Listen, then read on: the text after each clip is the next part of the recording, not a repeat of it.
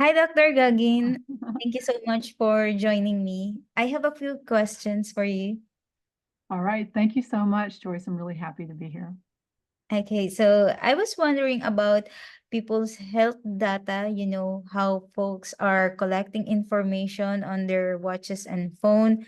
How is it being used, and are people even aware that their data are being used? Well, that's a really good question because I don't think most people are. I believe that most people believe that the watch on their wrist, that when they're like tracking their heart rate and tracking their blood pressure and tracking all these things, they think it's just their data. But the fact is that that data is being used right now, and people are benefiting from your data if you're not aware of it. Like Apple will sell your data. It is part of the new biotech industry of biological data that can be used for research. It can be used for good, and I'm guessing it probably could be used for not so good. But the main thing is your data, unless you control it, is not really your own. So you can't trust that, you're not sharing with the world when you're creating those markers that tell you how your health is doing. All right. So it'd be nice if we could de-identify it, right? And I think that is an important feature. And it's coming. Things like this are happening. We're going to be able to have more control. And is that a problem? Oh, right. Yeah, I think, yeah, my philosophy on technology is we want to use it for good. And we do still want to maintain privacy. And we would like to also, when we're giving something of ourselves, like our biological data, it would be great if we were able to be compensated for that somehow. And also, the concern over anonymity is there. It's like, is it really anonymous when you are using your, different bands and things like that? I think there could be some concern for health security, people's health information getting out, especially depending on how much you're putting into a device, right? So it's important that we start to think about these things. I don't think people should go like to the extreme. I mean, I'm not really there. Obviously, I'm online a lot. I feel like it's important to spread good news, right? And I track all my data. I'm trying to get healthier by tracking, and I think it's helped my health a lot. So there's goods and bads, and we just want it comes down to that big control, right? Having control over it. So it doesn't seem like there's any way around it because we're all using smart devices now. So how can people start to control their data? Well, it's true. Everybody's using the devices. And what is going to happen as we sort of move into Web 3.0 is that people there'll be ways that you can take control of your data. There'll be tighter security around devices. And, I've just started to use a new device called a Hilo where you can completely keep your own data safe. And actually, with that, you're able to sell your data that has been anonymized, which I think is cool. It's like if someone's going to benefit financially from my data, I mean, it should be me. So this specific kind of band is a very new thing. In fact, all of the data collected through that company is anonymized.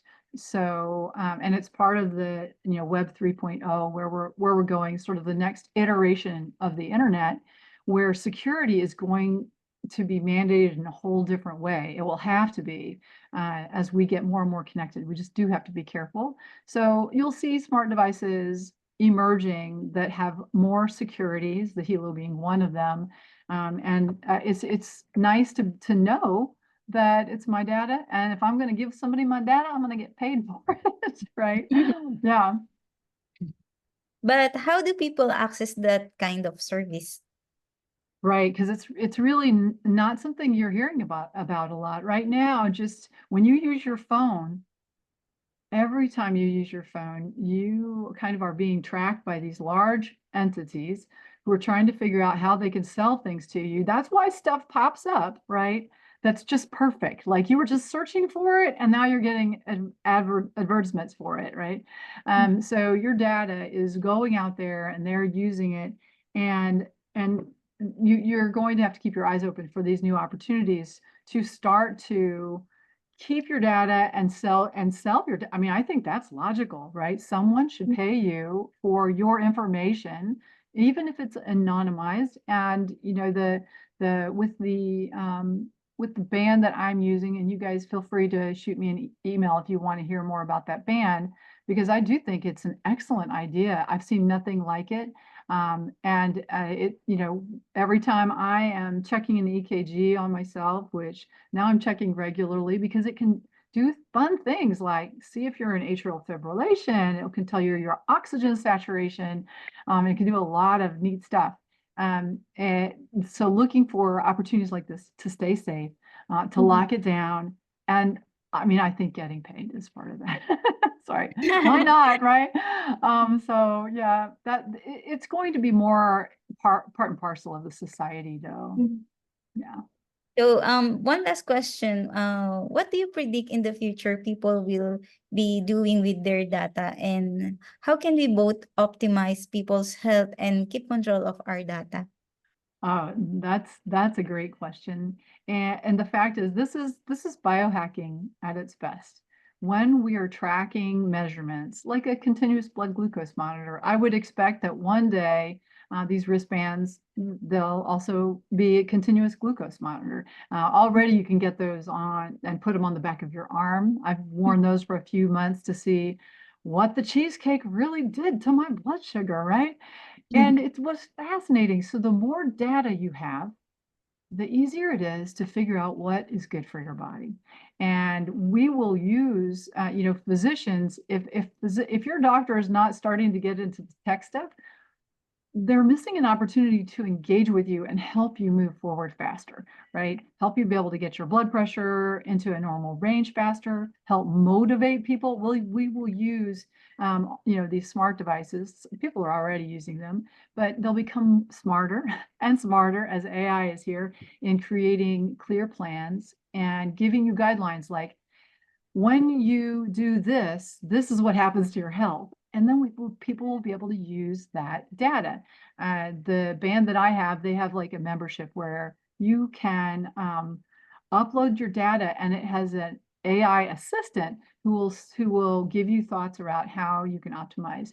And this is going to be a worldwide revolution in health. And you know, I predict that one day we're going to step into a box. Seriously, y'all, I predict this. We will step into a cube, a box. You'll disrobe totally. You'll put your finger on a little monitor, and that'll take a drop of blood, and it'll immediately check you for everything, right? And you'll have previously put all of your symptoms in, and it'll give you a full body scan, right? Just like you're at the airport. Lift your arms there. And then you'll walk out having a complete understanding of your health and thoughts on diagnoses, what could be going on.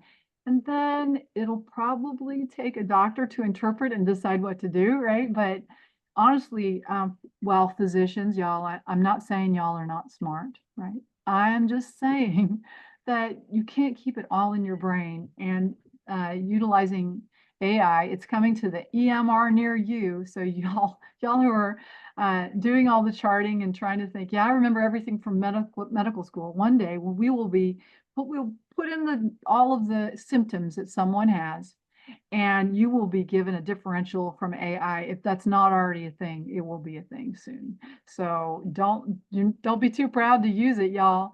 And it's going to help people's health. It's going to make it easier for people to figure out what's wrong with them. And it will ultimately give us more free time. Hopefully, free time that we can have more fun and connection with family and friends, and also explore our gifts. I do think, we're talking about big dream. I think in society that it will be important. It's just, well, we're going to have more free time from AI, and I feel like there needs to be more distribution of wealth more evenly so that everybody is going to be able to enjoy their free time. And when I read the dystopian adolescent novels, which I love those dystopian novels, right? Because I'm thinking, gosh, that could really happen. Like Neil Schusterman's Drive, when California loses water. I'm like, gosh, thinking ahead. There's another one that where people live forever because they keep getting regenerated. That we're gonna start living longer, right? Mm.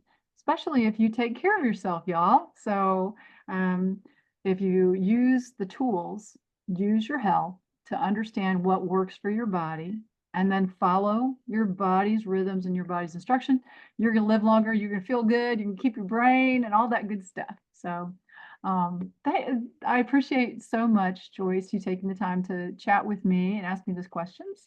And if you guys are watching and you're curious about the band that I'm using to get paid to sell my data, you just reach out to me. You can either comment below or you can send me an email, clinic@feelgoodfunctionalmed.com. All right. Bye, guys.